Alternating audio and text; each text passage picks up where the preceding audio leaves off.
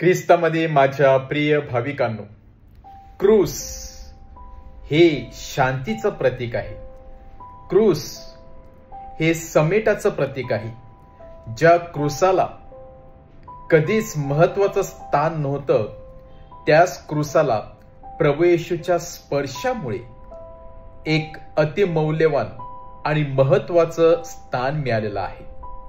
कारण या क्रूसाद्वारे प्रभू येशू ख्रिस्ताने जगाचं तारण केलेलं आहे. या क्रूसावरूनच प्रभू येशू ख्रिस्ताने सर्व मानव जातीला अतिमौल्यवान देणग्या दिलेल्या आहे. या क्रूसावरून प्रभू येशू ख्रिस्ताने काय दिलेलं आहे, तर सर्वात मोठी देणगी जी प्रभू येशू ख्रिस्ताने मानव जातीला दिलेली आहे ती म्हणजे क्षमा. क्रूसावरून प्रभू येशू ख्रिस्ताने संपूर्ण मानव जातीला क्षमेचं दान दिलं. याच क्रूसावरून प्रभू येशू ख्रिस्ताने समेटाचं दान दिलं.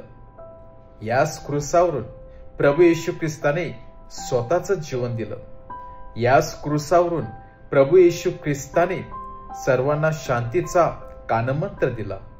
याच क्रूसावरून प्रभू येशू ख्रिस्ताने पाणी व रक्त दिलं. याच क्रूसावरून प्रभू येशू ख्रिस्ताने चोराला नवजीवन दिलं.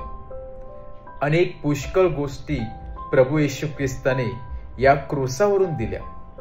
आणि आजचं शुभवर्तमान परत एकदा या क्रूसावरून प्रभू येशू ख्रिस्त सर्वांसाठी एक अतिमौल्यवान देणगी देत आहे. त्या देणगीविषयी सांगत आहे, ती म्हणजे नित्य कुमारी पवित्र मरिया. पवित्र मरियेला सर्व मानव जातीची आई म्हणून घोषित केलं. आणि योहानाद्वारे प्रभू येशू ख्रिस्ताने पवित्र मरियेला आपली आध्यात्मिक आई म्हणून घोषित केलेली आहे. आणि म्हणूनच आज देऊळ माता पवित्र मरिया म्हणजेच आपल्या सर्व मानव जातीची ख्रिस्त सभेची आई याची आपल्याला आठवण करून देत आहे. आज प्रभू येशू ख्रिस्त योहानाद्वारे आपल्या सर्वांना त्याच्या स्वतःची आई आपल्या सर्वांसाठी देत आहे. ज्या आईने प्रभू येशू ख्रिस्ताचा सांभाळ केलेला होता आणि प्रभू येशूच्या मिशन कार्यामध्ये स्वेच्छेने आणि मोठ्या भक्तिभावाने विश्वासाने हातभार लावलेला होता, तीच आई आज आपल्या सर्वांना आपल्या मुलाच्या त्या पावलावरती पाऊल ठेवून चालण्यासाठी मदत करणार आहे. कारण पवित्र मरिया आपल्या सर्वांना नेहमी पुत्राकडे घेऊन जात असते. ज्या पवित्र मरियेने भिवून गेलेल्या त्या सर्व शिष्यांना एकत्र आणण्याचं कार्य केलं, ज्या पवित्र मरियेने ती चर्चची किंवा मिशन कार्याची धुरा सांभाळली, एक स्त्री असून देखील मोठ्या धैर्याने आपल्या पुत्राच्या पाठीशी राहिली, ती स्त्री आणि ती आई आज आपल्या सर्वांना आध्यात्मिक गायडन्स देणार आहे.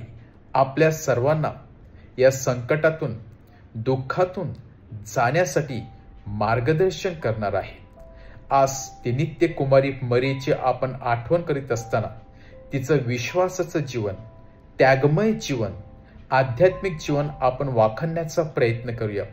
ज्याप्रमाणे ती क्रूसाखाली खंबीरपणे उभी होती आणि आपल्या पुत्राला सपोर्ट आणि धैर्य देत होती, त्याप्रमाणे आपण देखील प्रभू येशू समेत नेहमी राहूया. दुःखामध्ये सुखामध्ये त्याच्या बरोबर चालूया आणि नित्य कुमारी पवित्र मरियेप्रमाणे आपला देखील विश्वास आपण शेवटपर्यंत टिकून ठेवूया, बळकट करूया.